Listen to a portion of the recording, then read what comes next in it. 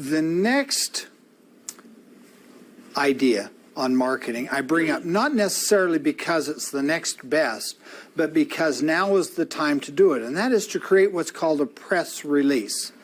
Now, a press release is an article that will go in the newspaper.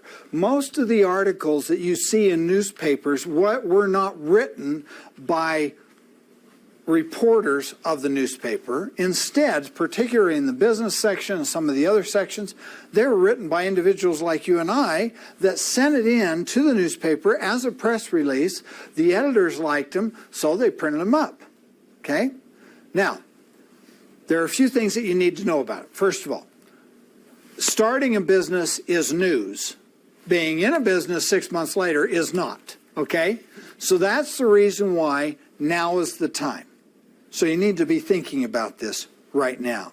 The press release doesn't have to be difficult to write. It can be very simple. It just needs to have a few things in it, like, for instance, your business, a little bit about you historically, what have you done in the past, and that you're starting a business, if you have any specialties, what you can do, what services that you will provide. It can be just 3 or 4 paragraphs. Oftentimes, the newspapers are simply looking for filler. They're looking for a small article that they can put in to fill a space, because the last thing they want is white space. When they send the newspaper out, they want to fill it with either an ad or an article. Your article could be the lucky winner, okay? You might want to include your picture with it, simply showing them, and they like pictures, so include your picture, and they might put that with it when they put it in, and it might make the difference between publishing or not. It should announce that you've opened your business, that you're starting out, that you're looking for certain types of clients, and you'll want to describe what types of things you've done in the past. Now, I, of course, recognize that there's all sorts of papers that we could send them to. You've got your daily papers that we receive, you know, the big publications that might have hundreds of thousands in circulation. And you could send the news release to them, but I will tell you this, that it's less likely to be put in those papers because their editors happen to have maybe an inch or two of news releases every day to draw from. Okay? And the fact that you're starting a bookkeeping business in your little portion of the area, the city, might not be newsworthy when they've got an employer of 500,000 people moving in to that particular area. Okay?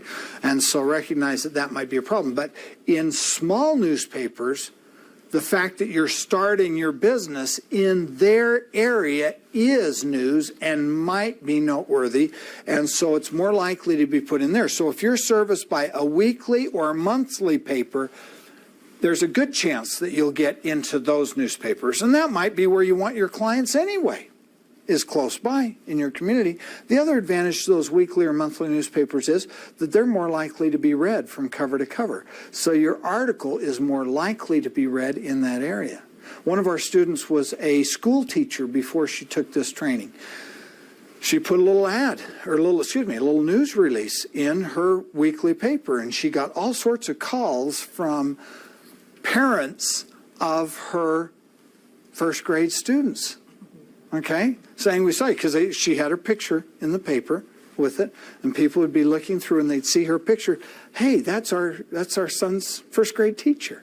Okay, and it was quite noteworthy for some people to have that. Okay, so recognize that news releases, this is the time to do it now. And although you should send a copy to the daily papers, make sure you send a copy to your local paper. And it can be very simple, but something that could bring in a lot of notoriety. Okay?